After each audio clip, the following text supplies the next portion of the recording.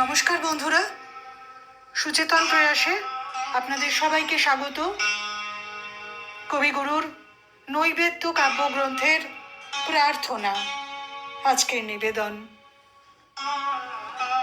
চিত্ত যেথা ভয় শূন্য, উচ্চ যেথা শির, জ্ঞান যেথা মুক্ত, যেথা গৃহের প্রাচীর, আপন প্রাঙ্গণ তলে দিবস সর্বরী বসুধারে রাখে নাই খণ্ড ক্ষুদ্র করি।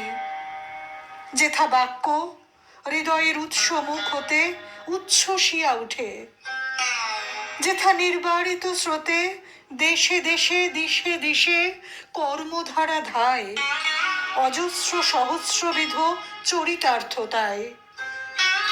যেথা তুচ্ছ আচারের মরুবালু রাশি, বিচারের স্রোত পথ ফেলে নাই গ্রাসী। পৌরুষেরে করেনি শতধা, নিত্য যেথা তুমি সর্বকর্ম চিন্তা আনন্দের নেতা। নিজ হস্তে নির্দয় আঘাত করি পিতা, ভারতেরে সেই স্বর্গে কর জাগরিত। নমস্কার।